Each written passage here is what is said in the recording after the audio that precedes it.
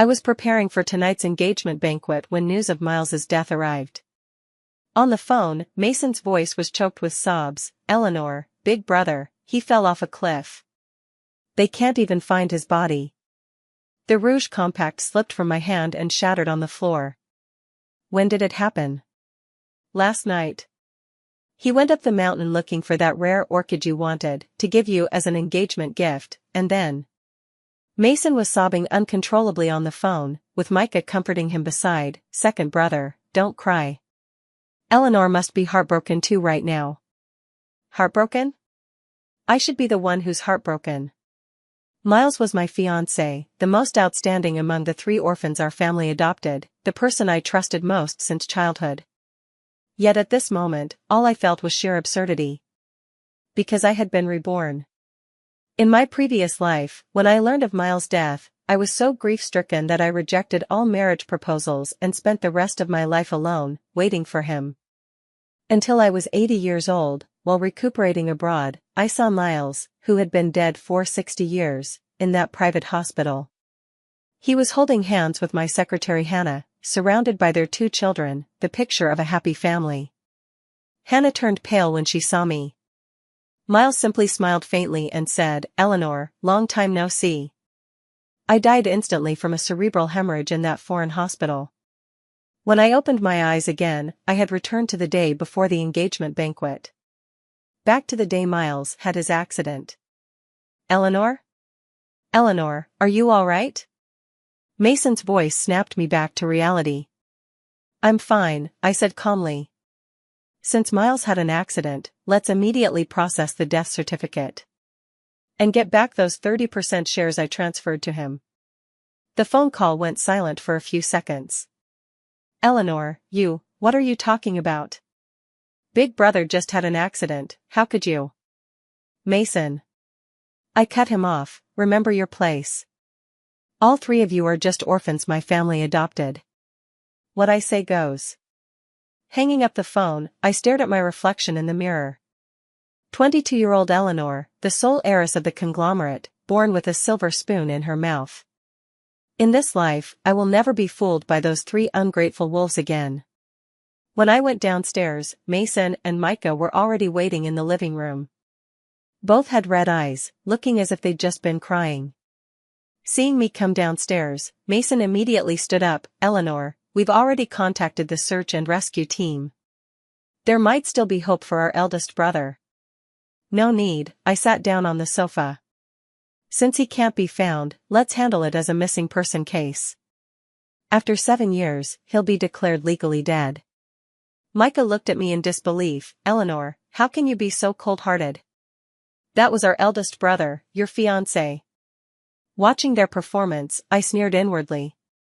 In my past life, I had been completely fooled by these 2 men's crocodile tears, treating them like real brothers. But in reality, they had been transferring money to the deceased Miles all along, allowing him to live like a millionaire abroad. Yet I, the one who was deceived, wasted my entire life guarding a love that never existed. "Mason, Micah," I called their names, "starting today, you will move out of the Song family. Also, all the shares and assets I transferred to you will be revoked." Mason suddenly stood up. "Eleanor, have you lost your mind? We're family." "Family?" I laughed. "My only family are Mom and Dad. The 3 of you were just brought home from the orphanage to keep me company because they thought I was lonely. Now the game is over." Micah's face darkened. "Eleanor, you can't take your anger out on us just because something happened to our eldest brother. We've always treated you like a real sister, how can you say such things?" I stood up, looking down at them. "Then let me ask you this, legally speaking, what relation are you to my family?" The 2 were left speechless. Indeed, when their parents adopted them back then, it wasn't through formal adoption, they were merely allowed to live in the house. Legally speaking, they were nothing. "Butler," I called for the butler, "prepare $1 million for each of them and have them leave this house. And notify the lawyer to reclaim all the assets I previously transferred."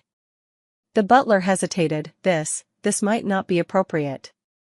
"What's wrong with that?" I said coldly, "I'm the sole heir." What I say goes. Mason wanted to say more, but I raised my hand to stop him. You have 1 hour to pack your things. If you're still here when time's up, I'll call security. Watching the two of them scurry away in disgrace, I finally let out a sigh of relief. In this life, I'll never play the fool again. Since Miles chose death, I'll grant him his wish. I'll make sure he disappears from my world for good. Taking out my phone, I dialed a number. Nathaniel, it's me. A surprised voice came from the other end of the line. Eleanor? What made you think of calling me? Nathaniel, my childhood sweetheart, the playmate I grew up with. In my past life, because of Miles, we drifted apart and ultimately missed each other. This time, I'm going to seize the happiness that belongs to me. Nathaniel, I want to see you. Nathaniel arrived half an hour earlier than the scheduled time. When I spotted him in the corner of the cafe, he was anxiously checking his watch. 3 years apart had made him more mature and composed, yet his eyes remained as clear as ever. Nathaniel, I called out as I approached him. He looked up abruptly, his eyes lighting up with surprise the moment he saw me. Eleanor, you've lost weight. I sat across from him, momentarily at a loss for words. In our previous life, the last time we'd seen each other was at his wedding. He had married a well-matched young lady from a wealthy family, while I attended that wedding alone, carrying my longing for Miles in my heart. At the wedding, he asked if I was doing well. I said I was fine. He said that was good. Then we never saw each other again. Eleanor? Nathaniel waved his hand before my eyes. What are you thinking about? Nothing. I snapped out of it. Nathaniel, there's something I need to tell you. Miles is dead. Nathaniel froze for a moment, then grabbed my hand anxiously. When did this happen? Are you okay? His hand was so warm, reminding me of how he used to hold my hand to comfort me whenever I cried as a child. Last night, he fell off a cliff. I said calmly, I'm fine. Eleanor. Nathaniel hesitated, unable to continue. I knew what he wanted to say. In my previous life, he'd worn this same expression, wanting to comfort me but unsure of what words to use. Nathaniel, I want to ask you something. I met his gaze directly. If I weren't married now, would you marry me? Nathaniel's eyes instantly brightened. Eleanor, are you serious? I nodded. I've figured it out. What I want isn't some earth-shattering love, just someone who genuinely cares for me. And you're the only person I know who's never lied to me. Nathaniel gripped my hand tightly. Eleanor, I've waited all these years hoping one day you'd see me. I do, of course I want to marry you. Watching his emotional reaction, warmth flooded my heart. This must be true love. No need for grand vows or dramatic gestures, just mutual sincerity. Then let's get engaged, I said, at the originally scheduled time and place.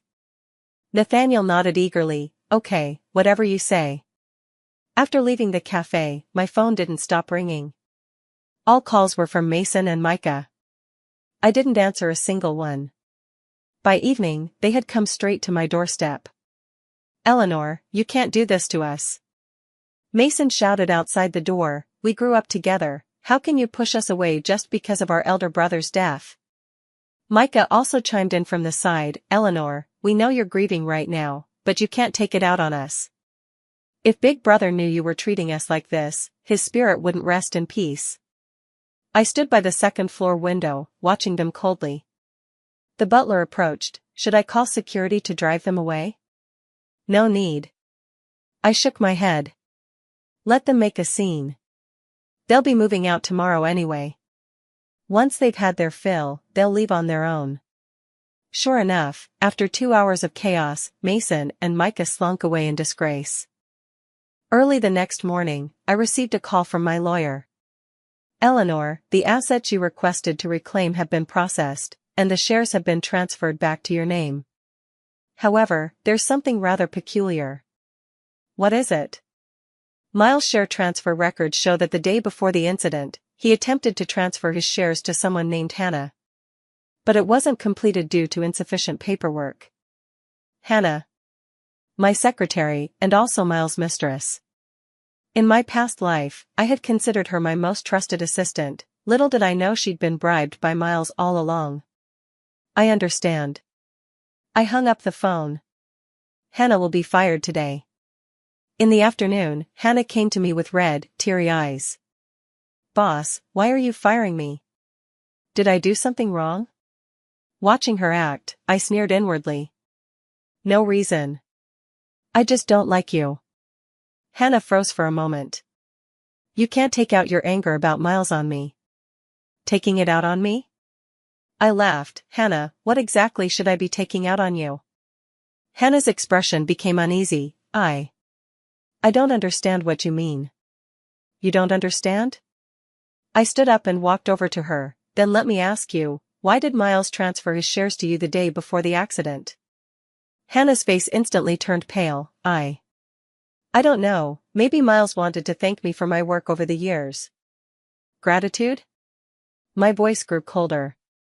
Using shares worth tens of millions of dollars to thank a mere secretary?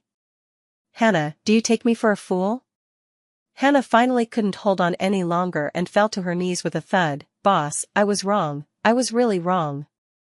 But Miles and I truly love each other, we never meant to hurt you. True love? The memory of what I witnessed abroad in my past life made me sick to my stomach. Would someone who truly loves another deceive people for 60 years? I said coldly. Hannah froze. 60 years? What are you talking about? Realizing I'd slipped up, I quickly corrected myself. I meant, if they truly love each other, why not be together openly? Why resort to this underhanded method? Hannah kept her head lowered in silence. Get out. I waved my hand dismissively. Starting today, I don't ever want to see you again. Hannah ran out in tears. I knew she would definitely go find Mason and Micah. Well then, let the storm come even more fiercely. Sure enough, that very evening, Mason, Micah, and Hannah all appeared together at my doorstep. This time they'd grown smarter. They didn't make a scene, but quietly knelt outside the door.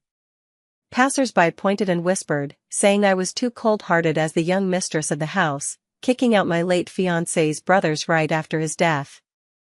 I sat in the living room, watching the three people outside through the window. In my past life, I couldn't stand others speaking ill of me and would compromise every time. But in this life, I will never be soft-hearted again. The reporters outside are growing in number. The butler approached to report. Shall we drive them away? No need. I picked up the teacup and took a slow sip. Let them kneel. Tomorrow happens to be mine and Nathaniel's engagement banquet. Let everyone see what it means to reap what they've sown.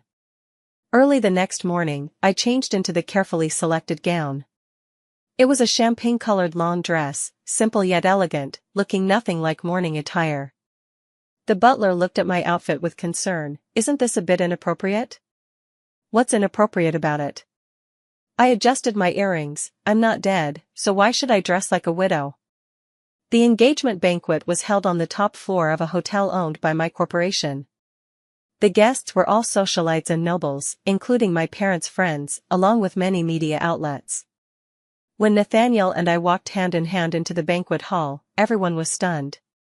Because just 3 days ago, everyone had thought I would cancel this engagement banquet due to Miles's death. No one expected that not only did I not cancel it, but I also changed the groom. Eleanor, are you sure you want to do this? Nathaniel whispered to me. I looked at the shocked faces in the audience and nodded firmly. I'm sure. The MC began narrating our love story, how we grew up together as childhood sweethearts, innocent and deeply in love. The guests below the stage whispered among themselves, but out of respect for my family's reputation, no one dared to openly question it. Halfway through the ceremony, the banquet hall doors suddenly burst open. Mason, Micah, and Hannah rushed in. Eleanor, you can't do this. Mason shouted loudly, Big Brother just died 3 days ago, and you're already engaged to another man. How could you do this to him? Micah chimed in from the side, Big Brother loved you so much, he even gave his life for you. How could you treat him like this? Hannah cried with pearly tears streaming down her face. Miles loved you so much, how could you trample on his feelings like this? The banquet hall erupted in uproar. The guests began whispering among themselves, some saying I was too heartless, others saying poor Miles indeed. Looking at the three people before me, I suddenly laughed. You all say Miles loves me? I took the MC's microphone. Then let me ask you, would someone who truly loves me secretly transfer shares worth millions to another woman the day before our engagement? Hannah's face instantly turned pale. Mason and Micah were also stunned, clearly they hadn't known about this. Hannah, why don't you tell everyone why Miles transferred tens of millions in shares to you? I stared at her. Is it because you two just have a normal working relationship? Hannah stammered, unable to respond. The guests below the stage began whispering among themselves, their gazes towards Hannah growing increasingly meaningful. And also, Mason, Micah. I turned to look at those two brothers. You keep saying Miles loved me, so why was he secretly selling all the gifts I gave him during the month before his accident? Do you really not know where those gifts ended up? Mason's face turned grim. Eleanor, what nonsense are you talking about? Nonsense? I scoffed. Butler, bring out those receipts. The butler had already prepared everything and promptly came on stage to hand me a stack of receipts. I raised the receipts and spoke into the microphone. These are Miles' pawnshop records. He pawned every gift I gave him, the watch, cufflinks, and tie clip. They were exchanged for a total of $200,000 in cash. And all that money was ultimately transferred to Hannah. The audience fell completely silent. Everyone was watching the four people on stage, waiting to see what would happen next. Micah wanted to defend Miles. Maybe Big Brother has his own difficulties. Difficulties? I interrupted him. What kind of difficulties require him to secretly give money to another woman behind his fiancé's back? And on the day before the engagement at that? Hannah finally broke down, crying as she said, Miles and I are truly in love. We were planning to leave and start fresh abroad after your engagement. But Miles didn't want to owe you anything, that's why he wanted to return the shares to you. These words sent shockwaves through the entire room. Everyone suddenly understood, Miles hadn't died accidentally, but had planned his departure all along. He'd faked his death to elope with his lover. Nathaniel squeezed my hand, giving me strength. I took a deep breath and continued, now do you all understand? My fiancé chose to fake his death to escape our marriage the day before our engagement. And why should I remain a widow my entire life for someone who deceived and betrayed me? Applause erupted from the audience. People began clapping for me, supporting my decision. Mason and Micah's faces turned ashen, knowing they were utterly finished. Hannah ran out of the banquet hall in tears. Watching her retreating figure, I felt a surge of satisfaction. In my past life, you deceived me for a lifetime. In this life, I will make you pay the price. After the engagement banquet, public opinion began to shift. The previous accusations of me being cold-blooded and heartless vanished, replaced by doubts about Miles's character. Some media outlets dug up more inside information, discovering that Miles had indeed been selling off his assets before his death. Others even came forward with claims of having seen intimate photos of him with Hannah. Mason and Micah were completely panicked. Having lost the protection of my family, the assets I had transferred to them, they now couldn't even preserve their reputation. What was even worse, they couldn't get in touch with Miles at all. Sitting in my office, I looked over the investigation report handed to me by my assistant. Eleanor, we've confirmed it, Miles indeed didn't die. He's on a small island abroad now, using a fake identity. Hannah must have gone to find him. Flipping through the photos, I saw familiar faces. It was still that same Miles, still that same Hannah. Only this time, without my money, they weren't living well. Keep watching them. I closed the file, report immediately if there's any movement. After the assistant nodded and left, Nathaniel pushed the door open and walked in. Finished with work? He sat down across from me. I've reserved a restaurant. Dinner together tonight? All right. I nodded, then suddenly remembered something. Nathaniel, if I told you I had a very long dream about our future, would you believe me? Nathaniel froze for a moment, then smiled. What dream? A dream where I trusted Miles and missed you for a lifetime. I looked into his eyes. A dream where you ended up marrying someone else, and I grew old alone. A dream where at 80 years old, I finally realized the biggest mistake of my life was not choosing you sooner. Nathaniel's expression turned serious. Eleanor, that was just a dream. Now that you've chosen me, we'll have a wonderful future together. I held his hand. Yes, it was just a dream. But deep down, I knew it wasn't a dream, it was something that had truly happened. A lesson paid for with a lifetime of suffering. In this life, I won't make the same mistake again. During dinner, Nathaniel brought up the wedding plans. Eleanor, what kind of wedding would you like? Something simple will do, I said after some thought. Invite only true friends and family, no need for too much extravagance. I want a pure wedding, free from any profit motives or schemes. Nathaniel nodded. I'll follow your lead. Just then, my phone rang. It was an unknown number. Eleanor? This is Mason, came Mason's hoarse voice over the phone. I'd like to talk to you. There's nothing for us to discuss. I was about to hang up. It's about Big Brother. Mason said urgently. He's still alive, but in great danger now. I let out a cold laugh. I know he's alive, and I know exactly where he is. Mason, do you really think I'm that easy to fool? The other end of the line fell silent for several seconds. Eleanor, I know you're angry, but Big Brother really is in trouble. He's been kidnapped abroad, and the kidnappers are demanding $10 million in ransom. But we simply don't have that kind of money right now. Listening to Mason's words, I sneered inwardly. The same old trick again. In my previous life, they had used similar tactics, claiming Miles was ill abroad and needed money for treatment, which fooled me into transferring a considerable sum. Mason, do you really think I'm an idiot? My voice grew colder.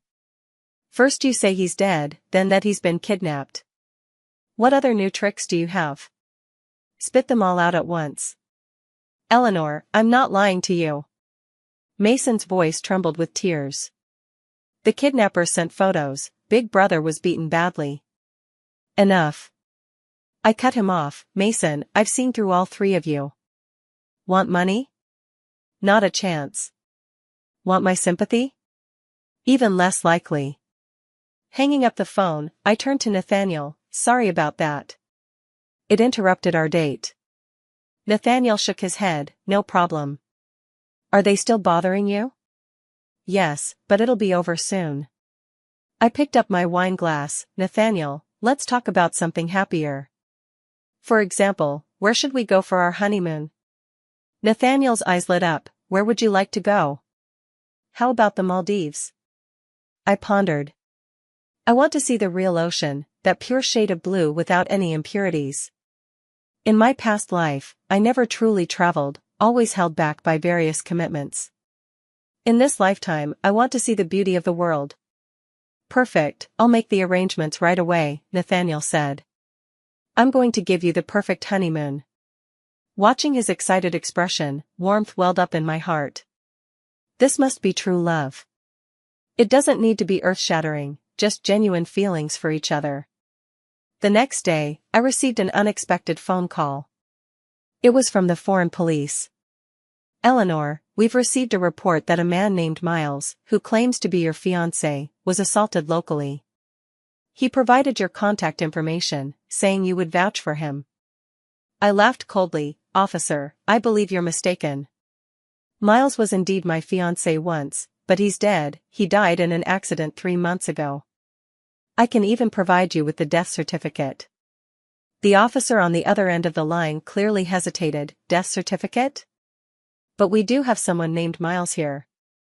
That might be someone impersonating him, I said calmly. I suggest you carefully investigate his identification documents. Additionally, I must state that I take no responsibility for any of this person's actions. Hanging up the phone, I was in high spirits. Miles, oh Miles, did you think pretending to be dead would let you escape everything? Now you've truly become a dead man, let's see how you handle this. In the afternoon, Mason called again. This time his voice was even more frantic. Eleanor, something really happened to the boss. The foreign police have contacted you, why won't you acknowledge his identity? Because Miles is dead, I said coldly. The dead don't need identities. Eleanor, you can't do this. Mason was practically pleading. No matter what, the boss was once your fiancé. Once. I cut him off. Mason, let me ask you, can a man who abandoned his fiancée for another woman still be called a fiancé? Does someone who treats love with deceit and betrayal still deserve redemption? Mason was left speechless. Also, Mason, I want to remind you of one thing. My voice turned even icier, the three of you are no longer part of my family now. The trouble Miles caused overseas has nothing to do with me. If you want to save him, figure it out yourselves. After hanging up, I made a call to my assistant. Contact several media outlets for me. I need to clarify some matters. The next day, major media outlets published my statement.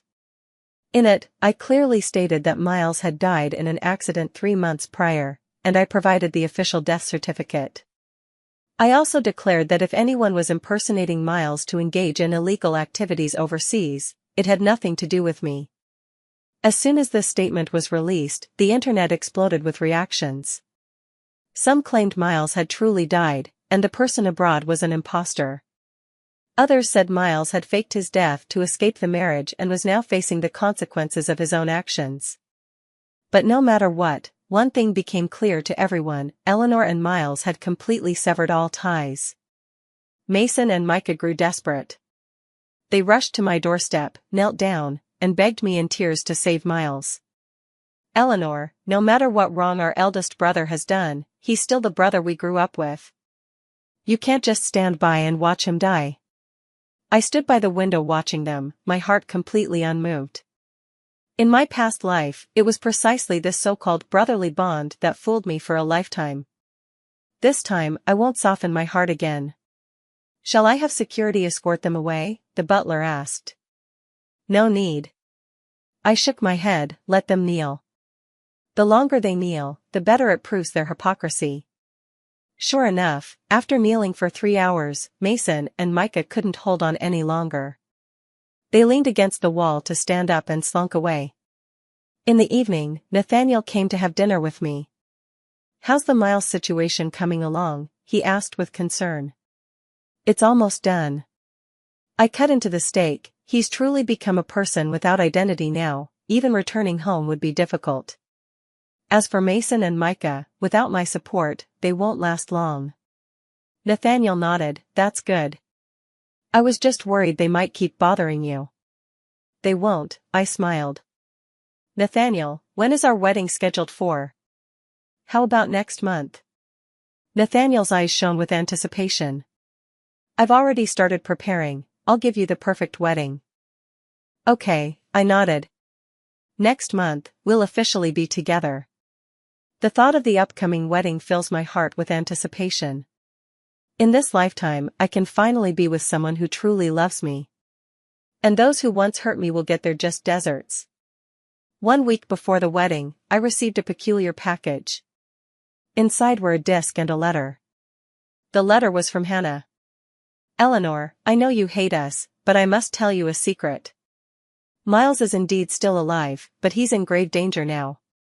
He was captured by the local gangsters who claim he owes them a huge debt. The disc contains footage I secretly recorded, you'll know I'm not lying when you see it. I know I have no right to beg you, but Miles, he's really close to death. After reading the letter, I let out a cold laugh. Still putting on an act. But since they've gone to such lengths to prepare this performance, I ought to play along. I inserted the disc into the computer and clicked play. The footage was blurry, as if secretly recorded with a phone. It was indeed Miles, but he looked wretched, his face bruised, his clothes filthy. Several men who appeared to be locals surrounded him, speaking a language I couldn't understand. Then someone translated in English, "When will you pay back the money you owe us?" Miles pleaded, "Just give me a little more time." My fiancé is very wealthy, she'll come to rescue me. Fiancé? The translator sneered, your fiancé has already married someone else, and even announced in the newspaper that you were dead. Miles' face instantly turned deathly pale. Impossible, Eleanor wouldn't do this to me. See for yourself. The man pulled out a newspaper bearing the photo of my engagement to Nathaniel. Seeing the photograph, Miles completely broke down. No, this can't be. Eleanor loved me, how could she do this?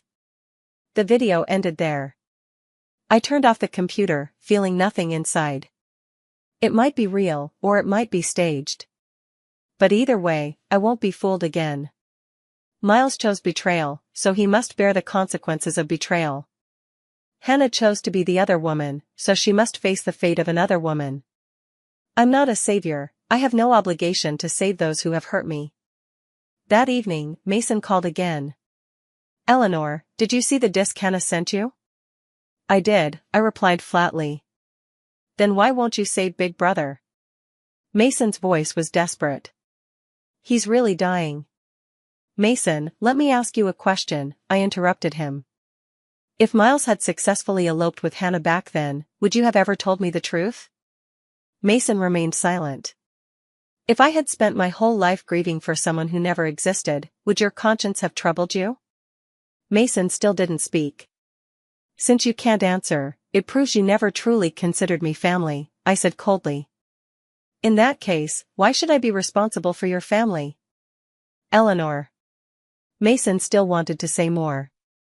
Mason, I'll say this one last time, my voice grew even more resolute. Whether Miles lives or dies has nothing to do with me. Who you people are also has nothing to do with me. From now on, let's not contact each other anymore. After hanging up the phone, I felt completely liberated. All those bonds of loyalty that once constrained me had been severed by my own hands. In this lifetime, I will live only for myself. The next day, Nathaniel and I went to choose wedding rings. Inside the jewelry store, Nathaniel carefully selected a ring for me. How about this one? He picked up a diamond ring. Or do you prefer something simpler? I like this one. I pointed to a minimalist yet exquisite ring. Nothing too complicated or flashy. Just like our relationship, simple and beautiful. Nathaniel slipped the ring onto my finger, and it fit perfectly. Eleanor, I swear, I will love you for the rest of my life. He looked into my eyes earnestly, I will never let you suffer any grievance. I was moved by his sincerity, and my eyes grew a little moist. Nathaniel, I swear too, this time I won't make any more mistakes, I won't miss you again. We held each other tightly in the jewelry store, like a prince and princess in a fairy tale. And the shadows of the past were all left behind us. When I returned home in the evening, I received a call from my assistant. Boss, there's the latest news. Miles has indeed been caught, but not by the mob, it was by the foreign police. He is suspected of multiple charges, including illegal entry, identity fraud, and financial fraud. It seems he's really done for this time. Hearing this, I felt a mix of emotions. This is the price of betrayal. Miles thought he could use deception to gain freedom, but he didn't realize freedom comes at a cost. I understand, I said. Keep an eye on the follow-up situation, but don't interfere. Yes, boss. After hanging up the phone, I walked to the window and looked at the night scenery outside. Tomorrow is my wedding day. And Miles will never appear in my life again. This time, it's truly over. On the wedding day, the weather was surprisingly beautiful. The sun was shining with a gentle breeze, as if the heavens were blessing us. Wearing a pure white wedding dress, I stood in front of the mirror for a final makeup check. This wedding dress was designed by me personally, simple yet elegant, without too many complicated decorations. Just like my current state of mind, pure and beautiful. Miss, you look truly beautiful, the makeup artist praised sincerely. Thank you, I said with a smile. Today is the most important day of my life. An assistant approached and reported, Boss, all the guests have arrived. Nathaniel is waiting for you at the altar. I nodded and took a deep breath. This time I was marrying someone who truly loved me. The wedding venue was decorated warmly, without excessive luxury, yet every detail showed thoughtfulness. White rose petals covered the red carpet, and the air was filled with a delicate floral fragrance.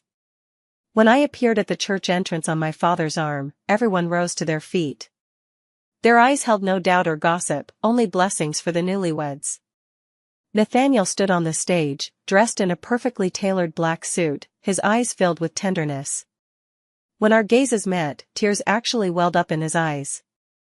"Eleanor, you look stunning," my father whispered in my ear. "Nathaniel is a good man, he'll take good care of you."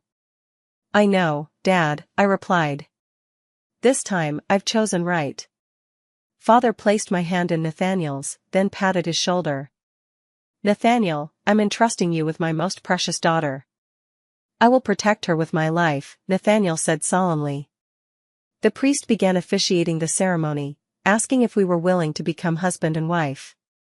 "Nathaniel, do you take Eleanor to be your wife, to love, honor, and protect her, in sickness and in health, till death do you part?" "I do." Nathaniel's voice was clear and resolute.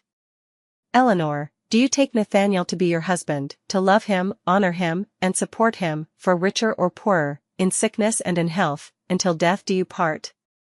"I do." My voice was soft yet equally firm. Just as we were about to exchange rings, the church doors suddenly burst open.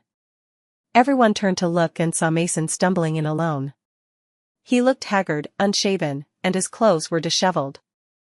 "Eleanor," he shouted loudly, "you can't marry him.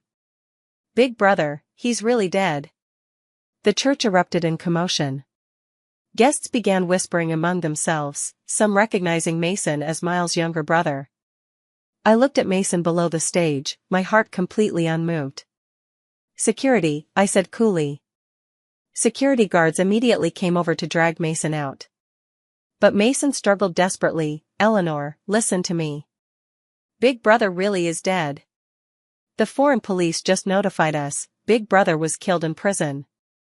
Before he died, he kept calling your name, saying he was wrong, saying he was sorry." I watched Mason's performance and said coldly, "Mason, Miles died 3 months ago. Nothing you say now matters." "But..." Mason still wanted to speak. "Take him out," I ordered. The security guards immediately moved into action, dragging Mason out of the church. I turned to the priest.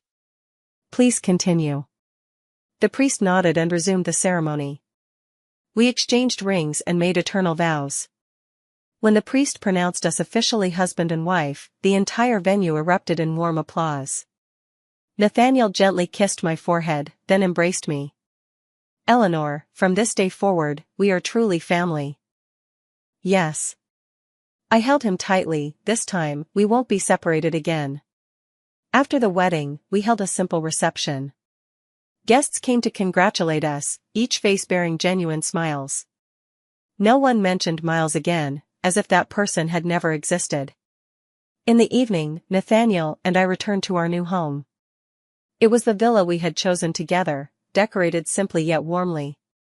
"Eleanor, are you tired?" Nathaniel asked with concern. "Not at all," I shook my head.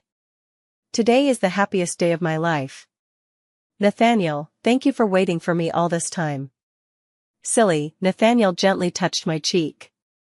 "When you love someone, no amount of waiting is too long." Looking into his sincere eyes, my heart overflowed with emotion. This was true love.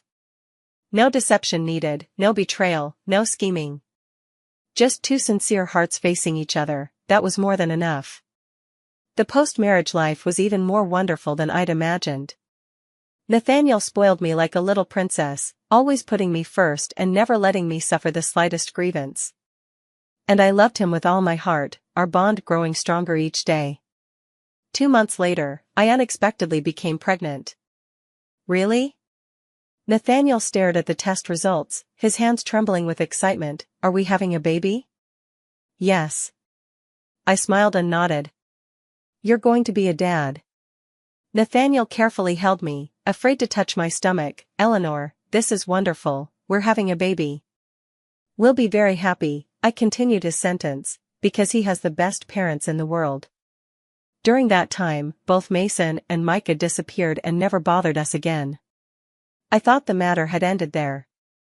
Until one day, during my prenatal checkup at the hospital, I ran into Hannah. She looked very haggard, having lost much weight, her eyes now vacant. Seeing me, she froze for a few seconds before taking the initiative to walk over. "Eleanor." Her voice was very soft. "Congratulations." I glanced at her without speaking. "Eleanor, I want to tell you something." Hannah continued, "Miles is really dead." "I know," I said lightly. "Before he died." Hannah's tears fell. "He said he was wrong, that he shouldn't have deceived you. He said if there's a next life, he would definitely cherish you properly." I listened to her words without any fluctuation in my heart. "Hannah, do you really think I'd believe you?" Hannah froze for a moment. "Eleanor, I'm not lying to you, Miles truly regretted it deeply." "Regret?" I sneered. "If we had successfully eloped back then, would he still feel regret? If I hadn't discovered the truth, would he still regret it?" "Hannah, Miles' regret is nothing more than bitterness over his failed scheme." Hannah lowered her head, not daring to speak further. "And one more thing, Hannah." I looked at her. "I hope this will be our last meeting. I'm happy now, and I don't want to be disturbed by the past." Hannah nodded and then silently walked away. Watching her retreating figure, I gently stroked my belly. "My dear, Mommy has cleared away all the gloom for you. You can grow up in a pure world now."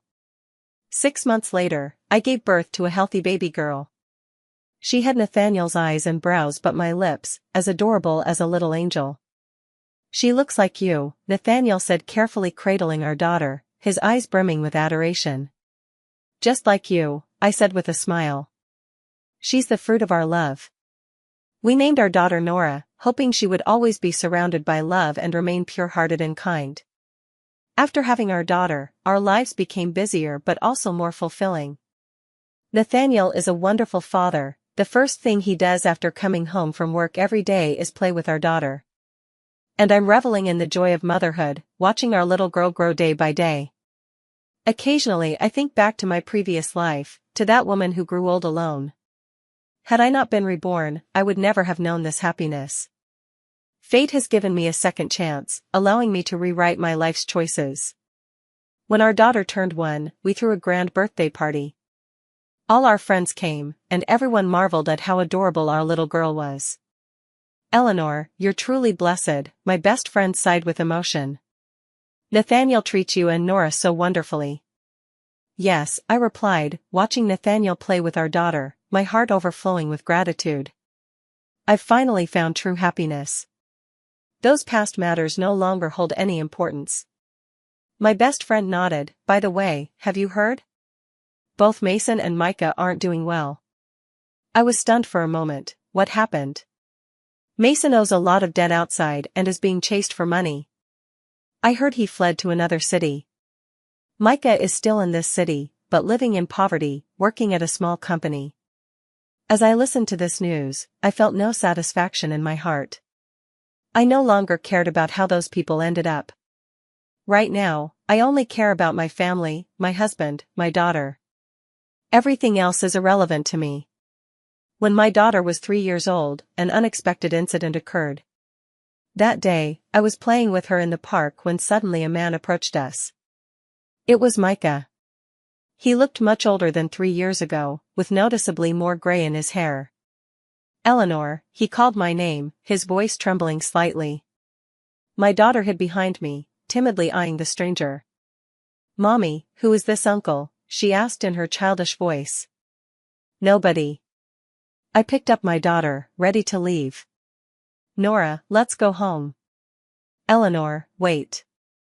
Micah caught up to us. I just wanted to see how you're doing."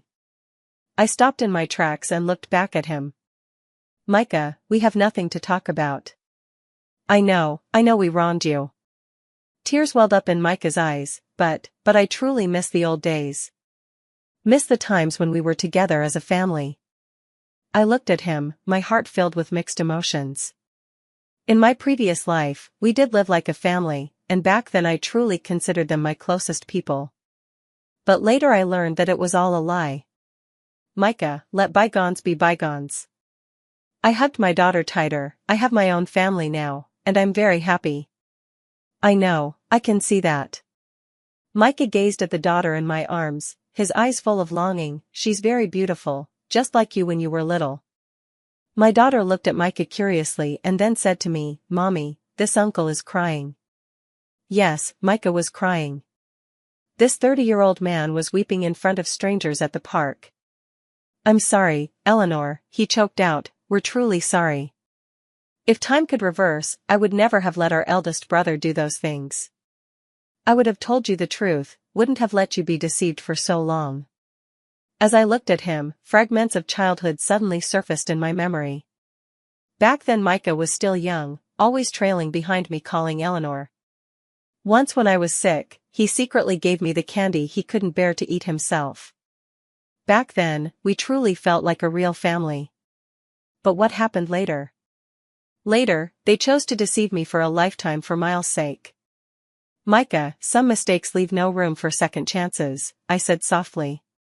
I forgive you, but we can't go back to how things were. Micah nodded, I understand. I just wanted to say I'm sorry. And thank you for adopting us back then, for giving us a home. After saying this, he bowed deeply, then turned and left. My daughter asked in my arms, Mommy, why was that uncle crying? Because he did something wrong. I gently stroked my daughter's hair. Nora, we must be honest people. We can't lie or hurt others, understand? Understand. My daughter nodded obediently. Mommy, let's go home to Daddy. Okay. I carried my daughter and walked toward the parking lot. When we got home, Nathaniel was already preparing dinner. Why are you back so late? He asked with concern. Ran into some things. I put my daughter down and then told him what happened today. After listening, Nathaniel hugged me. Eleanor, let the past be in the past. We're happy now, and that's enough. Yes. I leaned into his embrace. Nathaniel, I love you. I love you too. He kissed my forehead, always will. That night, I had a dream. I dreamed of my childhood days playing with Miles and the others. Back then, we were all still so young, unaware of what love meant, or what betrayal was. In the dream, we were happy, like real siblings. When I woke up, I found my pillow wet. Turns out I'd been crying. Not for Miles, not for that deceived love. But for those beautiful bygone days, for that once innocent affection. Nathaniel woke up to my stirring. Eleanor, what's wrong? Nothing, just a dream. I nestled into his arms. Nathaniel, promise we'll be together forever, okay? Of course. He gently stroked my back. We'll stay together, watching Nora grow up, seeing her marry and have children. Then we'll grow old together, right until our last breath. Hearing his words, an infinite warmth surged in my heart. This was exactly the future I wanted. No need for earth-shattering events, just a simple and peaceful life spent together. Let all past grievances drift away with the wind.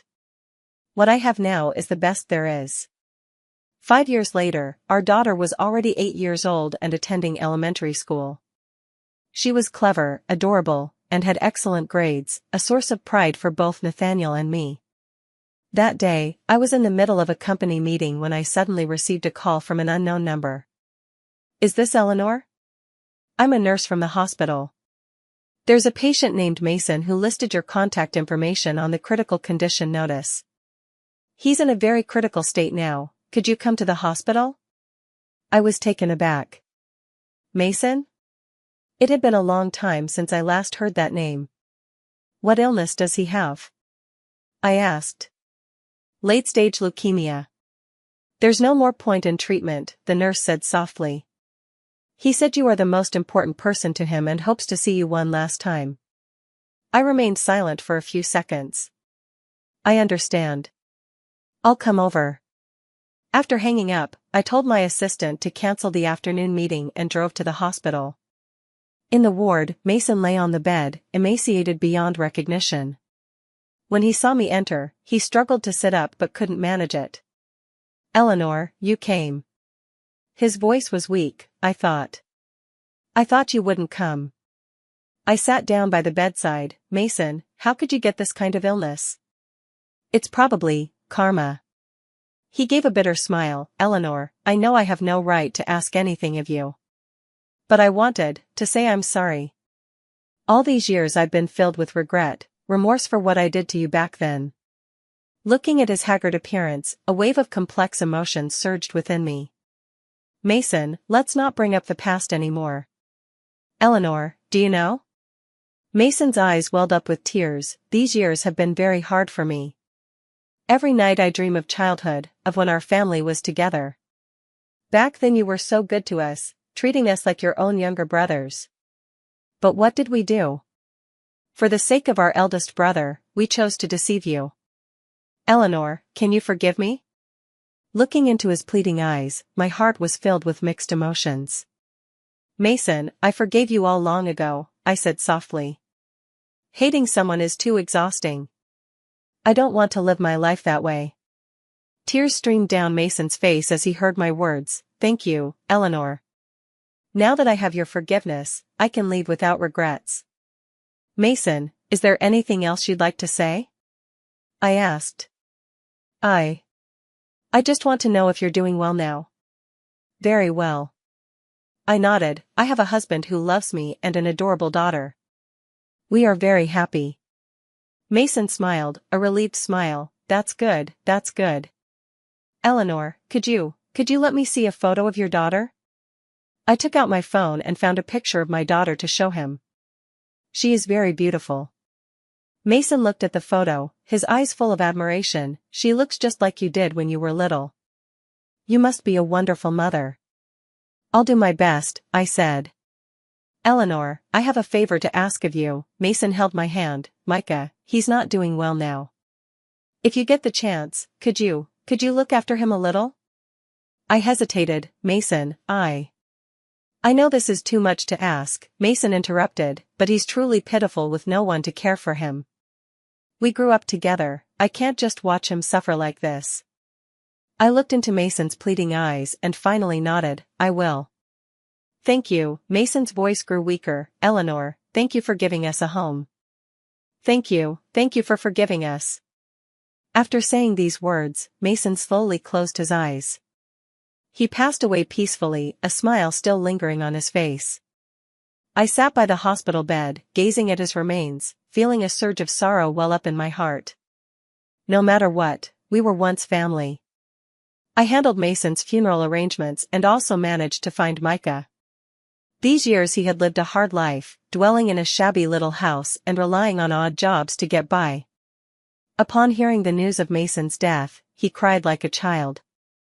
"Eleanor, thank you for arranging the funeral for my second brother," he said with a choked voice. I have no money."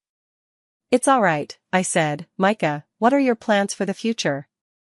I don't know," Micah said blankly. "I don't have any skills, I can only do manual labor. Here's what we'll do." I thought for a moment. "I have a farm in the suburbs. You can go there and help out. Room and board included, and the pay isn't bad either." Micah froze for a second. "Eleanor, why are you helping me?" "Because of Mason's request," I said, "also because we were once family." "But Micah, this is the last time. From now on, you'll have to rely on your own efforts to live, no more depending on anyone." Micah nodded vigorously. "I understand, I will definitely work hard." "Thank you, Eleanor, thank you for giving me this opportunity." Looking at Micah's grateful expression, a complex mix of emotions welled up in my heart. Perhaps this was fate's arrangement after all. After all these years of twists and turns, we ultimately had to part ways like this. But no matter what, I've already done what I can with a clear conscience. When I returned home, Nathaniel and our daughter were playing games in the living room. Seeing me come in, our daughter immediately ran over. "Mommy, you're back. Nora, were you good today?" I picked up my daughter. "Very good. My daughter kissed me on the cheek. Mommy, what's wrong? You look a little sad. It's nothing, Mommy's just a bit tired. I smiled. Nathaniel walked over and looked at me with concern. Eleanor, what happened? I told him about what happened today. You did the right thing.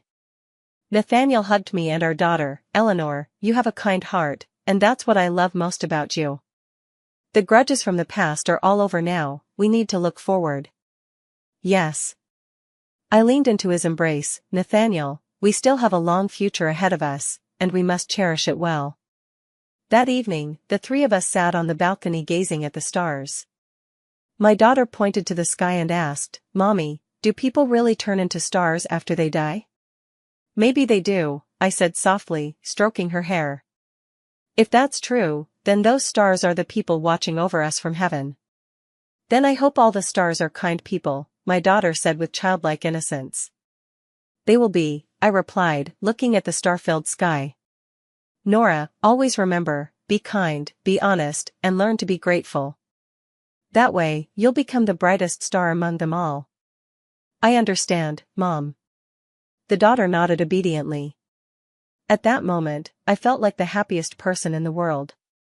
I had a loving husband, an adorable daughter, and a peaceful heart.